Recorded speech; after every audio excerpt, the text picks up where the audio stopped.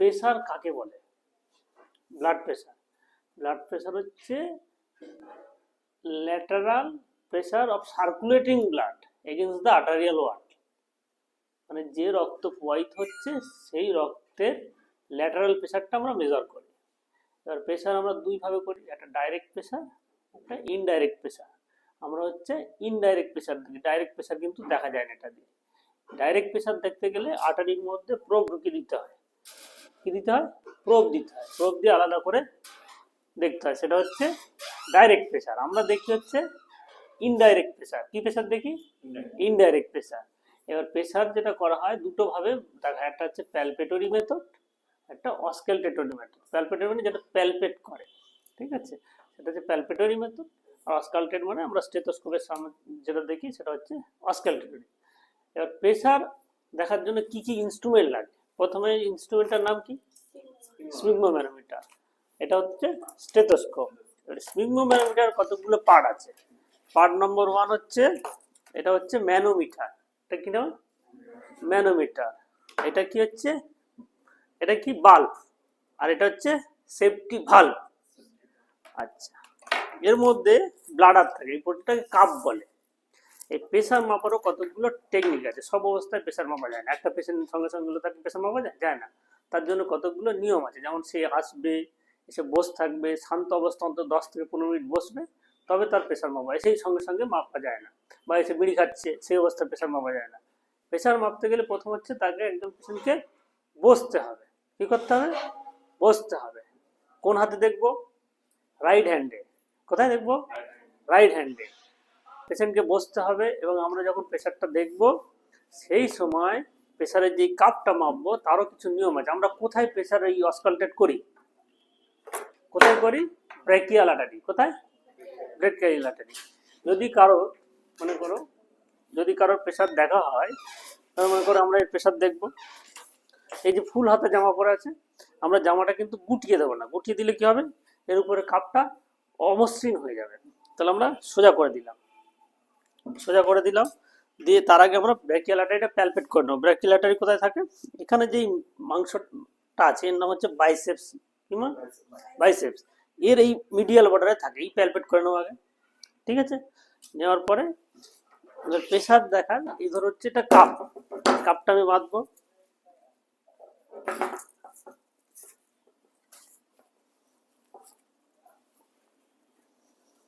এই বাঁধলাম। বাঁধার পরে এই যে এটাকে বলা হচ্ছে, কি বলে, কিউবিটাল ফসা। এর থেকে অন্তত 2 আঙুল উপরে যেন হয়। কতটা? মোটামুটি 2 আঙুল উপরে যেন হয়। আর 2 আঙুল উপরে হবে। আর এই যে দুটো টিউব, এ হচ্ছে এই যে আর্টারিটা আসছে ব্রেকিয়াল আর্টারি, তার প্যারালাল হয়, মানে সমান্তরাল হয় যেন, বুঝলেন? এই দিকটা কিন্তু এদিকে থাকবে না, এই আর্টারি সমান্তরাল হবে। তার মানে আমি যদি এই ব্রেকিয়াল আর্টারি দেখি তাহলে এই বরাবর হবে, ওই হয়তো যখন দেখবো তখন আবার এই বরাবর হবে। ঠিক আছে, এবার আমরা প্রথমে কি করব? প্যালপেটরি, মানে প্রথম আমরা এটা কি রেডিয়াল আর্টারি আগের দিন বলেছি, তাই রেডিয়াল আর্টারিতে আমরা দেখতো কত দূর পর্যন্ত এই পালসেশনটা আমাদের অ্যাবসেন্ট হয়ে যাচ্ছে। তাহলে দেখছি, ধরো এই স্যামের এখন হচ্ছে 104-এ, আর থেকে পালসেশনটা আমরা হয়ে যাচ্ছে, এই এই এই যে 104-এর পরে আর পালসেশন পাওয়া যাচ্ছে না। ঠিক আছে, এবার আমরা অস্কালটেটরি যখন করব, প্রথমে স্টেথোস্কোপটা নেব, নিয়ে আমরা এই জায়গায় এই ব্রেকিয়াল আর্টারির উপরে দিলাম। দেওয়ার পরে কতটা তুলবো? যতটা আমরা প্যালপেট করেছি তার থেকে 30 বেশি তুলবো। কত তুলবো? 30 বেশি তুলবো। তাহলে 104 তুলেছি, তাহলে আমরা 134-35 মতো তুলবো। তুলে এই প্রথমে যে শব্দটা আসছে ওটা হচ্ছে সিস্টোল, আর শেষে যখন শব্দটা পাচ্ছি না সেটা হচ্ছে ডায়াস্টোল। প্রথমে শব্দটা হচ্ছে সিস্টোল, শেষে যখন শব্দটা ডিসঅ্যাপিয়ার করছে সেটা হচ্ছে ডায়াস্টোল। সিস্টোল আর ডায়াস্টোল এই দুটো নর্মাল একটা হয়। নর্মাল কত হয়? নর্মাল একটা মানুষের 100 থেকে 120 পর্যন্ত থাকে। কারো কারো ক্ষেত্রে সেটা 100, সেটা বয়সের উপরে ডিপেন্ডেন্ট হয়, এজ, সেক্স, তারপর অনেক সময় কিছু এনভায়রনমেন্টাল কন্ডিশনের উপরে ডিপেন্ড করে। আর নিচেরটা হচ্ছে ডায়াস্টোল। সিস্টোল কাকে বলে? সিস্টোল হচ্ছে যে প্রেশারটা উপরে থাকে এবং যে প্রেশারটা হার্ট যখন পাম্প যখন করছে সেই যে প্রেশারটা আসছে তখন হচ্ছে সিস্টোল। আর ডায়াস্টল মানে হার্ট যখন ফিলিং হচ্ছে, মানে হার্টটা যখন মানে প্রসারণ হয়ে হার্ট ব্লাডটা যখন এসে পড়ছে তখন হচ্ছে ডায়াস্টল। ঠিক আছে, তাহলে সিস্টোল আর ডায়াস্টল। এবার হচ্ছে আর একটা প্রেশার আছে, প্রেশার যখন বেশি হয় তাকে কি বলে হাইপার টেনশন, যখন কম হয় তাকে কি বলে হাইপোটেনশন। কি বলে হাইপোটেনশন। তাহলে বেশি প্রেশার কত হয় একটা অ্যাডাল্ট মানুষের, মোটামুটি সিস্টোল 100 to 140 ধরা হয়, তার উপরে গেলে হাইপার টেনশন ধরা হবে। আর ডায়াস্টোলটা 60 to 89 পর্যন্ত ধরে। এর আবার অনেক ক্লাসিফিকেশন আছে, সেগুলো পরে ডিসকাস করা যাবে। এই যে এছাড়া একটা প্রেশার হচ্ছে হাইপোটেনশন। হাইপোটেনশন মানে যখন 100/60 নিচে প্রেশার নামবে তখন তাকে কি বলে হাইপোটেনশন। আর একটা প্রেশার হচ্ছে অর্থোস্ট্যাটিক হাইপোটেনশন, মানে অর্থোস্ট্যাটিক বা পশ্চারাল হাইপোটেনশন, মানে একটা মানুষের প্রেশার যা আছে উঠে দাঁড়ালো মাথা ঘুরে যাচ্ছে, মানে প্রেশার ফল করছে, তখন সেটা গেলে অর্থোস্ট্যাটিক হাইপোটেনশন। তারও একটা কতগুলো ক্রাইটেরিয়া আছে। ধরো স্যামের আমরা ব্লাড প্রেশার মেপেছি, তাতে পেয়েছি 104/60। এবার ওর যদি অর্থোস্ট্যাটিক হাইপোটেনশন থাকে তাহলে ওই অবস্থায়, যে অবস্থায় বাঁধা ছিল সেই অবস্থায়, মানে একটা পেশেন্টের সুপাইন পজিশন মানে শুয়ে পড়ে বা হচ্ছে বসে বসে থাকার পরে তার যে প্রেশারটা, ধরো এই ব্যক্তি এখানে বসে আছে অনেকক্ষণ ধরে, এবার আমরা যখন প্রেশারটা এখানে পেয়েছি 104/7, এবার ধরো বললাম ওকে উঠতে, এই অবস্থায় স্যাম উঠবে, উঠে দাঁড়াও। এই অবস্থায় যদি আমরা দেখি 3 মিনিটের মধ্যে যদি উপরের প্রেশারটা 20 থেকে বেশি ফল করে, তাহলে সেটা কি অর্থোস্ট্যাটিক বা পশ্চারাল হাইপোটেনশন। ওর যেমন ফল করেছে 6, তাহলে 6টা তাহলে পশ্চারাল হাইপোটেনশন না, মিনিমাম 20 বেশি ফল করতে হবে সিস্টোল, আর ডায়াস্টোলটা হচ্ছে 10-এর বেশি হতে হবে, তাহলে সেটাকে কি বলে অর্থোস্ট্যাটিক বা পশ্চারাল হাইপোটেনশন। ঠিক আছে, আর তাহলে প্রেশার তাহলে আমরা কি করলাম, আর একটা প্রেশার আছে হাইপারটেনশন ক্রাইসিস। হাইপারটেনশন ক্রাইসিস মানে তার আবার দুটো ভাগ আছে, একটা হাইপারটেনশন এমার্জেন্সি আর হাইপারটেনশন আর্জেন্সি। সোজা মনে রাখা হিসাবে এমার্জেন্সি মানে প্রেশার বেশি সঙ্গে এন্ড অর্গান ড্যামেজ, মানে সঙ্গে কিডনির প্রবলেম, সঙ্গে হচ্ছে হার্টের প্রবলেম, সেটা হচ্ছে হাইপারটেনসিভ এমার্জেন্সি। আর আর্জেন্সি কি, প্রেশার অনেক হাই কিন্তু কোনো এন্ড অর্গান ড্যামেজ নেই, মানে হার্টের সমস্যা নেই কিন্তু প্রেশার, যেমন আমাদের কাবু সীমন্তদা প্রেশার অনেক হাই কিন্তু কোনো ড্যামেজ নেই, তাহলে ওটা তাহলে কি হবে হাইপারটেনসিভ আর্জেন্সি। যেমন শেখরদার প্রেশার 200-র উপরে থাকে কিন্তু কিন্তু ওর কোনো এন্ড অর্গান ড্যামেজ এখনো ডেভেলপ করেনি, তাহলে ওটা কি হবে হাইপারটেনসিভ আর্জেন্সি। তাহলে হাইপারটেনসিভ ক্রাইসিস কি হলো, দুই প্রকার হলো, একটা এমার্জেন্সি মানে এন্ড অর্গান ড্যামেজ থাকবে, আর আর্জেন্সি মানে এন্ড অর্গান ড্যামেজ থাকবে না, হয়ে গেল। এছাড়া হচ্ছে সিউডো হাইপারটেনশন। কিরকম সিউডো হাইপারটেনশন বা হোয়াইট কোট হাইপারটেনশন, সেটা কি, চেম্বারে ঢুকলো প্রেশার বেড়ে গেল, চেম্বার থেকে বাড়ি চলে গেল প্রেশার কমে গেল। ঠিক আছে, ওই জন্য হোয়াইট কোট কেন হয়েছে, ডাক্তারবাবুরা যেহেতু অ্যাপ্রন পরে বেড়ান সেই জন্য হোয়াইট কোট হাইপারটেনশন।